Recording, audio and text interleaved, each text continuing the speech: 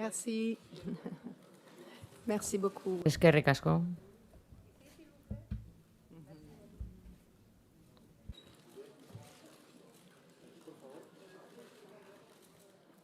Gracias.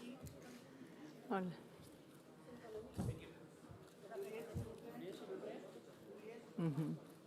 Gracias. Sí, vamos sentando. Esertzen joango gara.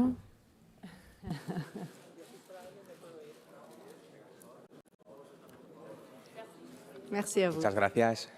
Bueno, egunon eta ongi etorri aurtengo Donostiako Zinemaldiko prentsaurreko berrira. Hola a todos y todas. Bienvenidos a una nueva rueda de prensa del Festival de Cine de San Sebastián.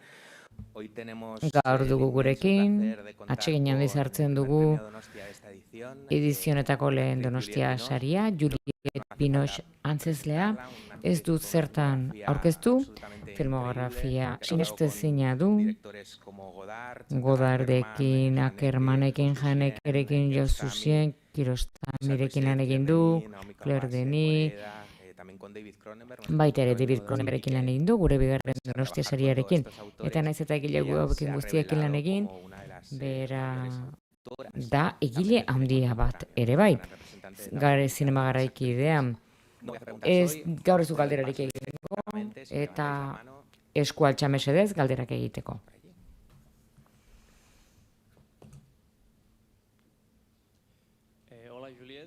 Kaixo Juliet, hemen, eskuinean, zorionak sariagatik, gustatuko litzateke jakitea zeintzuk izango dira zure hurrengo urratsak.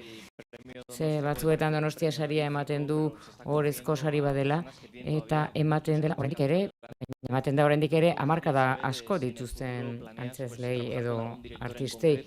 Etorkizunean zuzendariren batekin lan egiteko asmo duzu, duela urte batzuk agertu zinen Godzilla filma, komertzialagoa den horretan. Zeintzuk izango dira urrengo filmak zure urrengo hamarkadatan? Eskerrik asko. Nire urrengo filma, orain amaitzen ari naiz, telebista sail bat.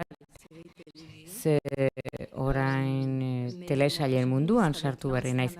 Baina urrengo filma izango da Lance Hammerrekin, Amerikar errealizadore bada, eta bere bigarren filma izango da, bere lehenengoa izan zen Ballast. Eta gero Umberto Pasolinirekin lan egingo dut. Umberto Pasolinik bere laugarren edo bosgarren filma egingo du. Hori guztiak gidoi batean, Edouard Bonden gidoi batean oinarrituta, film horrek Ulisesen itzulerari buruz hitz egiten du. Penelope papera egingo dut.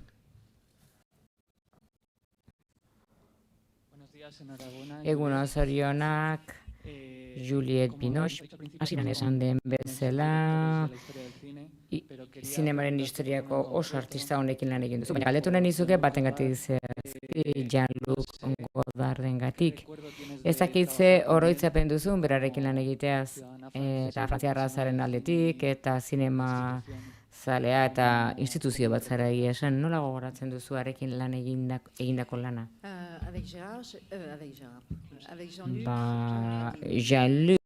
Jean-Lucekin, Jean-Luc Godardekin.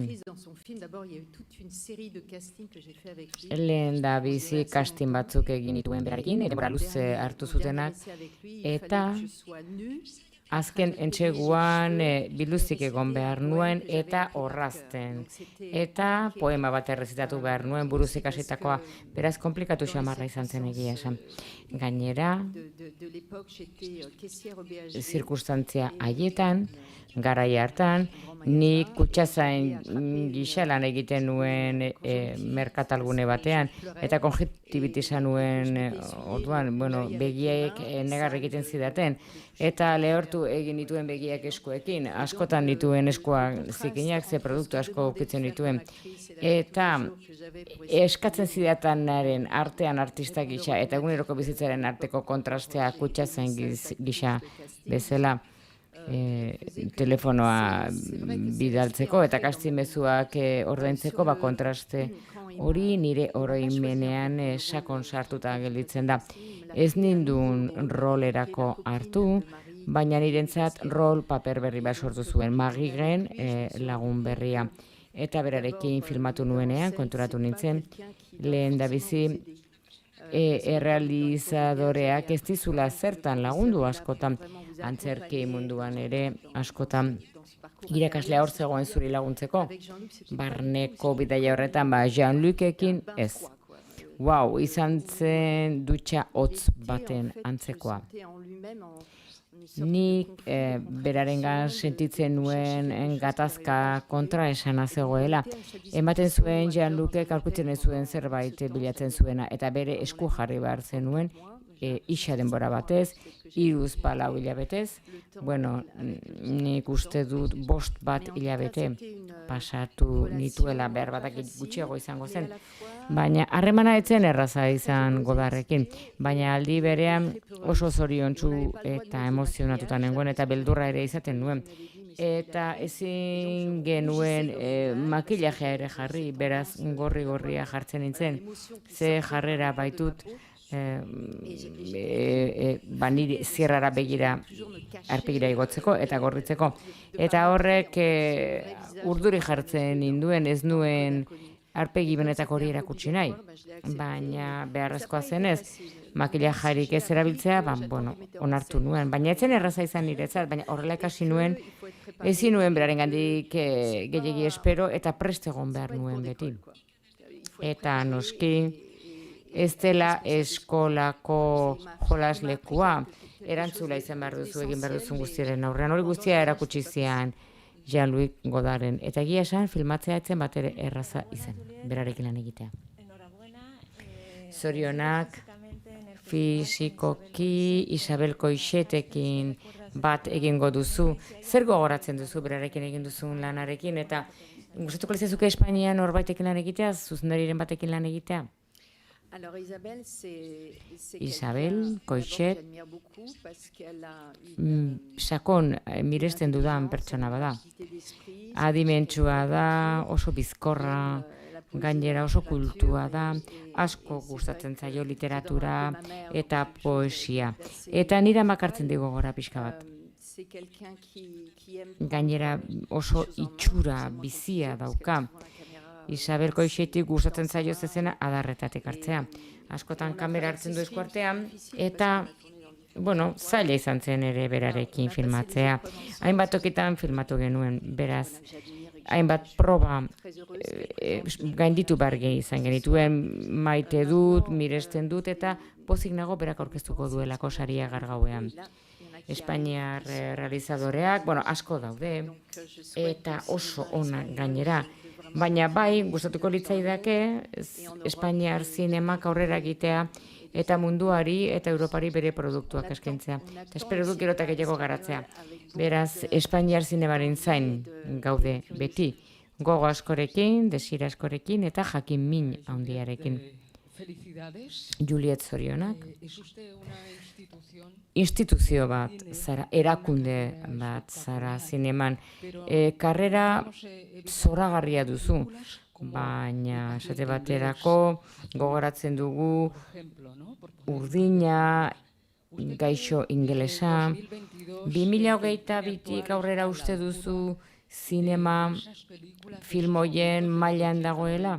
80-90ko maila mailara iritsi diteke gaur egiten den zinea? Ez daukat zinemaren ikuspegi orokor bat. Nik lurra zanpatzea gustatzen zait. Nik bere baitan bilatzen duen antzezle bat naiz. Nire barruan bilatzen dut esnatu egingo den zerbait gidoi bat aurre egiten dio danean. Eta sentitzen dudaren arabera erantzuten dut. Ezin dut zinemaz modu globalean hitz egin. Baina bai, lan egiten dut artista ugarirekin. Azken aldian Claire Denisrekin lan egiten dut. Asko miresten dut. Zuzendari gisa, baina Christophe Honorekin ere lan egin dut. Eta artista benetako bat dena. Eta gidoilaria. Lan egin dut Jules Ducournaurekin, berrikin, Amerikar telesailean. Eta artista bikainak dira. Eta nik horrela ikusten dut. Eta 80ko eta 80ko hamarkadatik gelditzen zaigu bosgarren esentzia hori. film honenak orduan egin ziren, baina edozei arteren historietan entsegu eta saio asko daude, eta azkenan zerbait destilatzen da, eta nik uste dut 80ko hamarkadako ikuspegi hori dugu gogoratzen garelako berbada film honenez. Zorionak sariagatik, gustatuko litzaidake galdetzea, ze harreman duzun zinema latinoamerikarrarekin eta Kalirekin uste dut zure aitak antzerki zuzendari baten laguna izan zela, Kalin bizi zen zuzendari batena eta zuan bizi izandakoa zarela, eskerrik asko. Bai, ni Kolonbiara joan nintzen aitarekin, 22 urte nituenean uste dut. Eta bai, gustatu zitzaidan ikaragarri Kolonbia. Eta bizitako esperientzia, zaldi zibili nintzen, eskultura prekolombinoak bisitatu nituen, baina gainera asko irakurri nuen, ze une hartan abentura, barneko abentura bat behar nuen. Bidaia hartan asko irakurri nuen. Esan dudan bezala, nik ez dut ikuspegi orokor bat zinemaren inguruan, eta Amerika Latinoaren inguruan ere, noizean behin filmatzuk ikusten ditut aldudanean, eta batzuetan egiten dudanarekin zer ikusia duten filmak dira. Ni ez naiz zinema kritikaria. Nik filmak ikusten ditut modu aleatorioan.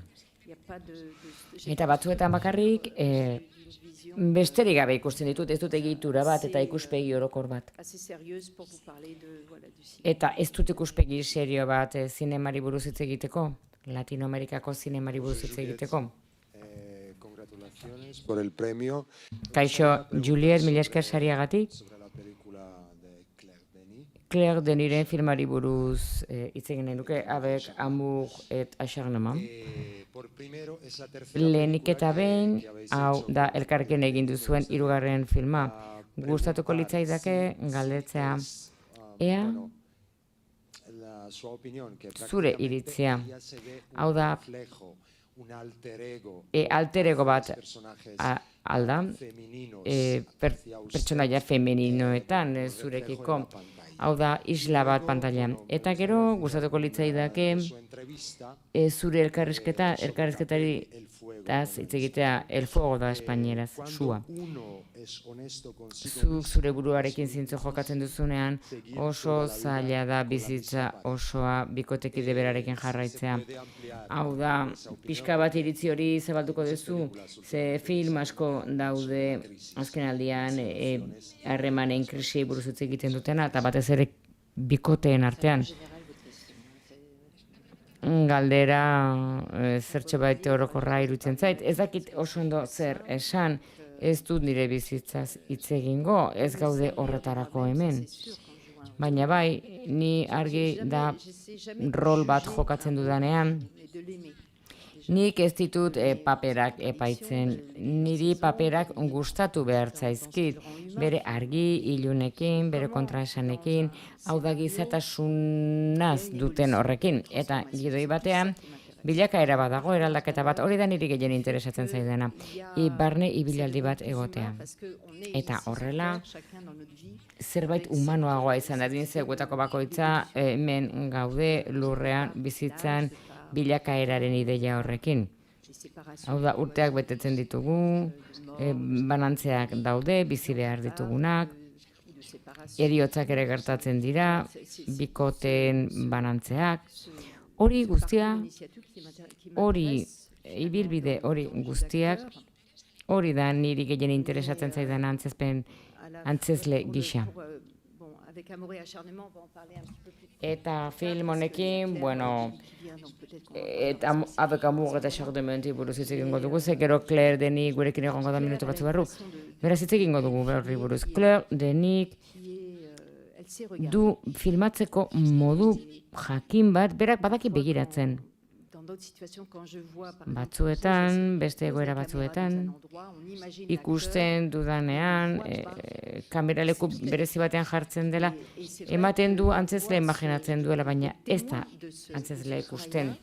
Hau da, lan horren lekuko izatea oso garrantzitsua da niretzat, oso ederra, ze egunero ez da horrela gertatzen filmaketetan, eta horregatik kamerarekin dudan harremana eta taldearekin desberdina da, badakizunean kamerak ikusi egiten zaituela. Kamera oso leku zehatz batean dagoena. Ze ardatza oso garrantzitsua da, barne ardatzak ditugu, baina ardatz fisikoak ere bai, ezakite erantzun dizudan. Badakit ez, baina bueno, hitz egingo dugu geroago. De hecho, creo que vamos a recibir ahora mismo a la directora Claire Denis. Orain Claire Denis etorriko da, uste dut, okeraz banago, berba da oker nago. Un segundo de misterio. Segundo bat, misterio segundo bat. Porque es muy importante para... Oso garrantzitsua da, antzeslentzat isiltasuna ere bai, ez?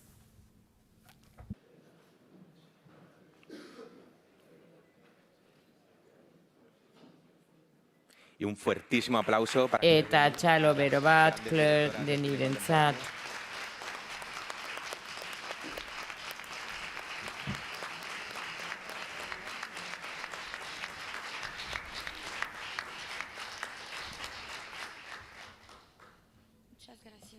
Eskerrik asko. Julieti eta zuei ere bai. Jarriko dut. Vale, vamos a seguir con la Ederki. pregunta que teníamos planificada y a partir de ahora todas las preguntas... Bueno, que tengáis orain galderak, Claire Denirentzako galderak, altxa eskua mesedez. Ez da entzuten. Allô, bonjour. Juliette, bonjour. Egunon, Juliet, egunon hementxe nago. Irene zinemagabiatik oso pozik nago, hemen egoteaz. À Berlin. Jadanik filma ikusia nuen Berlinen eta izugarri gustatu zitzaidan une horretan. Normala da biak hemen egotea, eskerrik asko. Vous croyez qu'il y a Hau galdetu nahi dizut. Zuek uste duzue pour les oraindik ere rol interesgarriak daudela adin jakin bateko emakumeentzat eta noski oso ederra zarela esango dizut. Baina ulertzen didazu, ez? Batzuetan zaila da, ze iritzi duzue horri buruz? Alors, je sais pas si c'est le cinéma en Europe. Ba, ez dakit Europar zinea den, zinema den edo Frantziako zinema den, baina nola nahi ere, nik ez dut horrela sentitzen, nik ez dut horrela ikusten.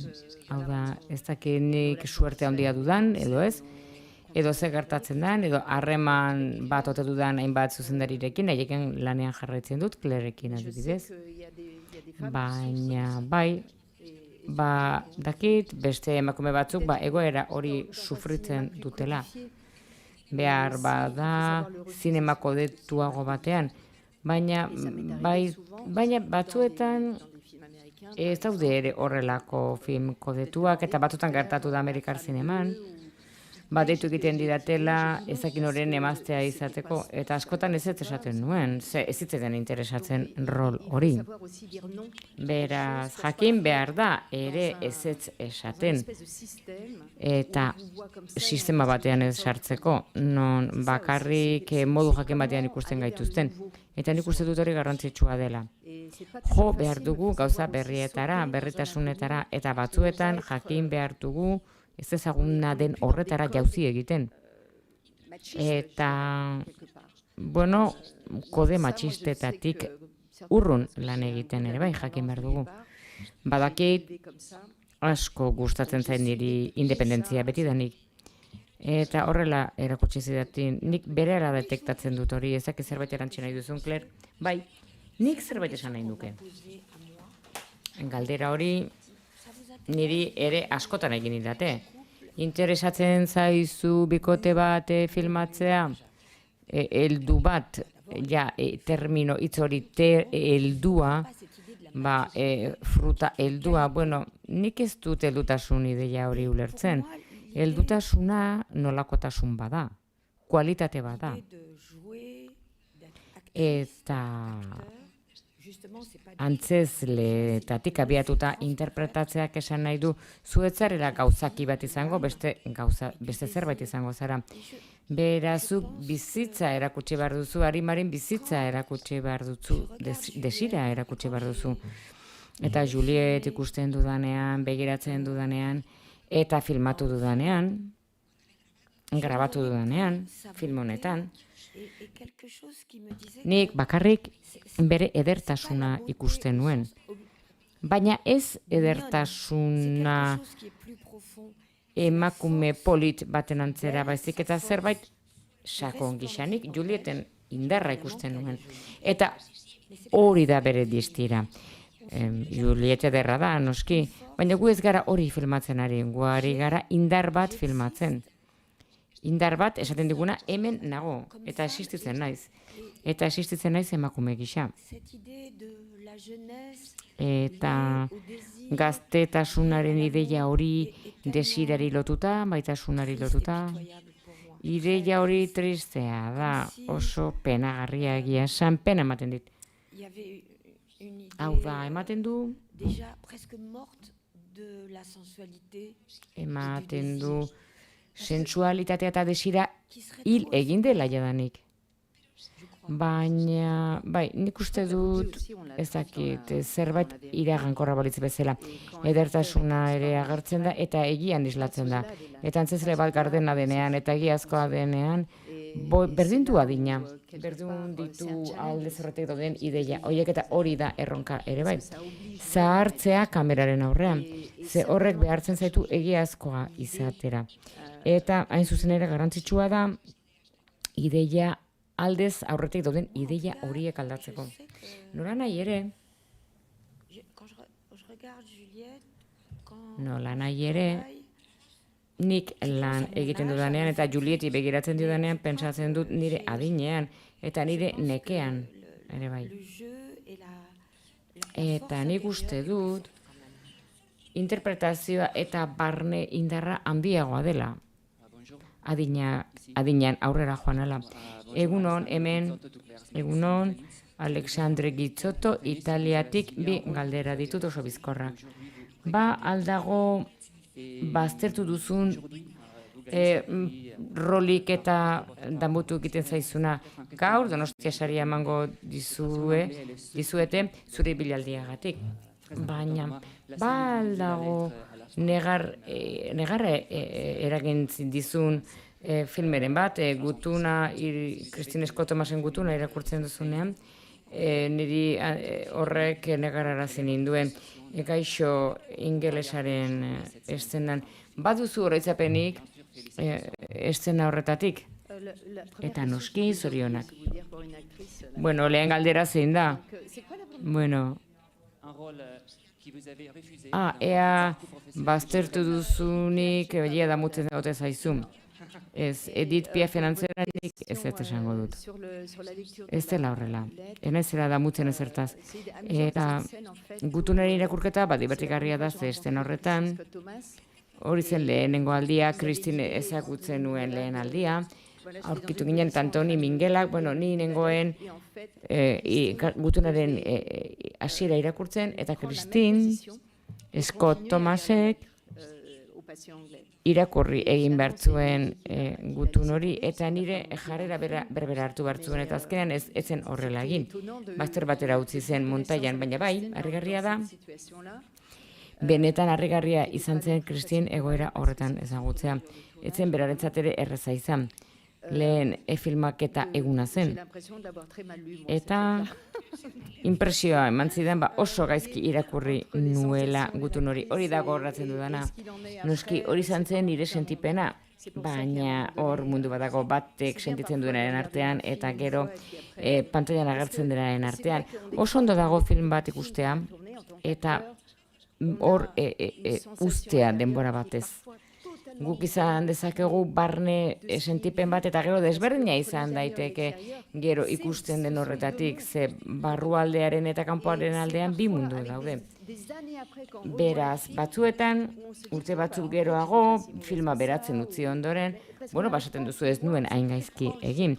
Ze une horretan oso hurbil zaude, barruan zaude, intimoegia da egiten ari zarena edo sentitzen duzuna. Edo nik sentitzen nuena. Noski, hor, sentipen batzuk daude, nik, uste nuenaren kontrakoa zen azkenean. Batzutan pensatzen duzu gauza zoragarria egin duzula eta gero ikusten duzu ez dela hain ondo atera. Batzuetan kutxa beltzak ere egoten dira egoera horietan. Eta besterik gabe, konfiantza izan behar dugu gure taldean, ze guk ez dugu zaldia ez baitugu guk kontrolatzen. Dena da gainerain subjektiboa. Uste dut, muntaiaren lehen egunean, egia esan, une hori oso zaurgarria da, urratu egiten zaitu barrutik, sentitu nuenari aurre egin behar diot, eta ni ere, askotan nik ere ez ditut kutxa beltz horiek eskura. Kutxa beltz horiek nire atzean daude, eta aurkituz joan behar dut, zentzuk diren. Eta beldurrez egiten dut gainera.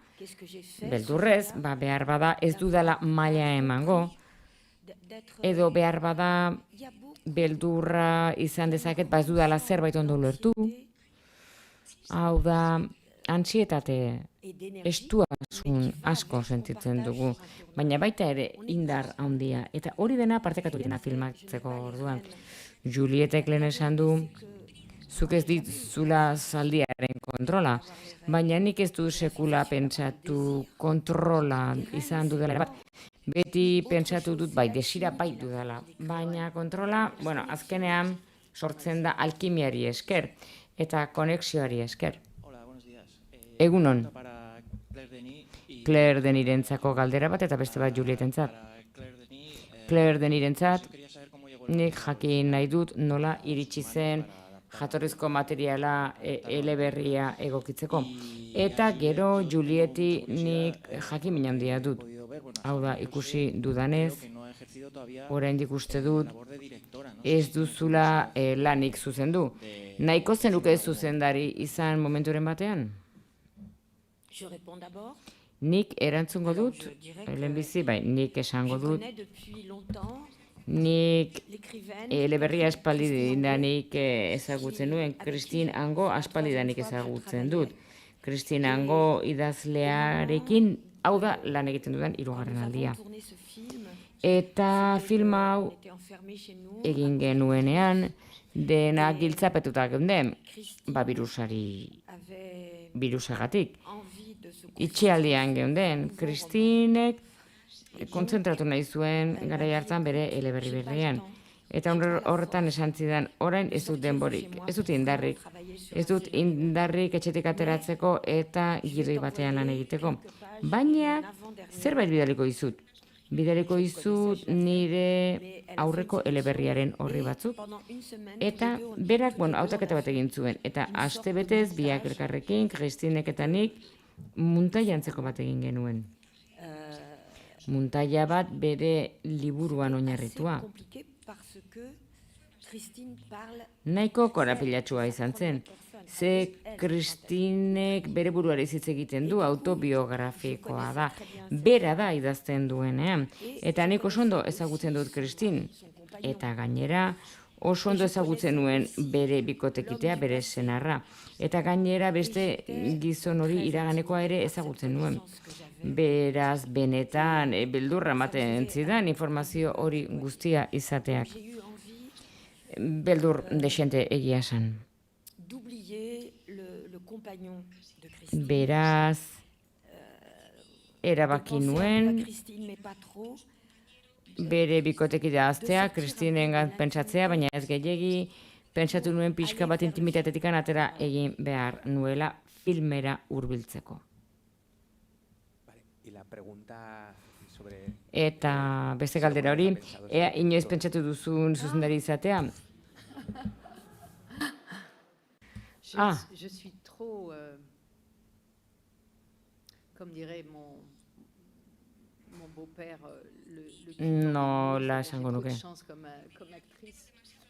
Ni suerte handia dut antzezle gisa jadanik horrelako zerbait planteatzeko, zuzendari izatea planteatzeko, bai, desira izan nezake, gogoak izan nezake, ze berbada baditut historioa kontatzeko, baina zaila da dena egitea. nik uste dut ja danik nahikoa egiten dudala. Gauzak gehiegi egiten ditut, beraz, bueno, oraingoz ez dut planteatzen. Nik uste dut Juliet eta Julieti buruz hitz egiten dut emakume gisa. Julieti gustatzen zaio bizitza oso bat, bizitza ez bakarrik antzezle gisa. Hau da, bizitzan egiten duen guztia, Juliet, bai lorategian egin, sukaldean egon, etxean sukaldatu bere amarentzat, bere seme alabak ezi, nola prestatzen dituen bere filmak, bai, beti egiten du dena sakon. Edo sakontasunez, nik uste dut bizitza bete hori, bete bizitzeko duen modu hori, nik uste dut ezin diola lekua utzi frustrazioa izan deteken zerbaiti. Zenei berarengan beti ikusten dut osotasuna. Eta gainera zinema egin lezake noski, baina bueno, gizon, emakume betea da. Ze zuk filmatzen duzunean, errealizadore batekin, miresten duzun batekin, une horretan, hor badago sinergia bat. Eta nik noski ez naiz zuzendari sentitzen. Eta uste dut, zuzendaria bai izan ditekela antzezlea bide begiradarekin, alduenarekin, esan dezakenarekin. Eta bai fusio bat badago, ni ere sentitu naiteke zuzendari. Ez dago frustraziorik, zu libre sentitzen zarenean, planotan, sekuentzietan, batzu ere estenan bertan kokatzen zara. Edo testu bat ikasten dudanean, edo rol bat ikasten dudanean, sentipenak izaten ditut. Jakiteko nora joan naitekeen, edo norantz joan ditekeen filma. Beraz, hori jadanik badago zuzendariaren eta antzezlearen artean. Batzuetan laukitxotan sartzen gara, ez? Antzezlea, zuzendaria, eta baina maionesa bezala da, ez? Maionesaren elementu bakoitza importantea da, hau da, bakoitzak izaki bada, eta bakoitzak bere erantzunkizuna du murgiltzeko, ez ezagun horretara salto egiteko, eta arriskuak bere gain hartzeko. Ez badago arriskurik, ez dago obrarik. Ez dago keinu artistikorik. Niretzat, funtsezkoena entzutea da, eta begira da. Eta nik interpretatu egiten dut, hau da, une horretan nigandik zerbait ateratzen da antzezpen horretara. Muga oso fina da. Ze guk prestatzen garenean, edo prestatzen ari ginenean azken herri eta handi horretarako filman Julietek esan zuen mesedez. Egin dezagun gelditu gabe. Hau da, hartu aldi bakarrean.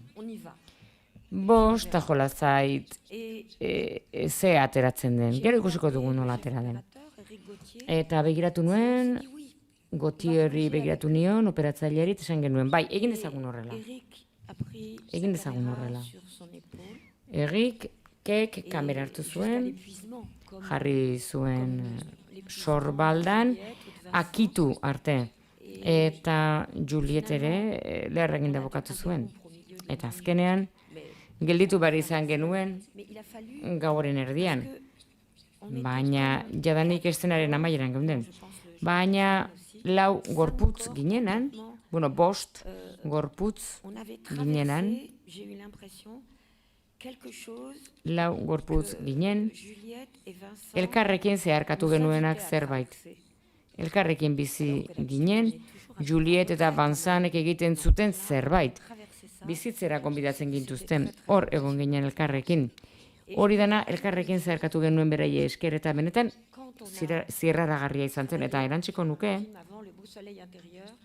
lehen Le Beau Soleil Interiorren lan egin genuen beste film batean, eta film horretan Julietek egiten du margolari baten lana, ze Juliet ere margolaria da.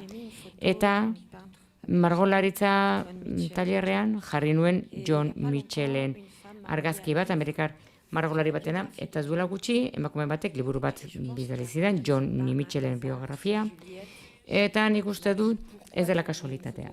Hau da, Julietek galdu zidanen, zergatik jarri duzu Johnny Mitchellen argazki bat setean bakustatzen zaiderako, eta Julietek esan zidan, bueno, nik ezagutzen dut, berarekin egon naiz.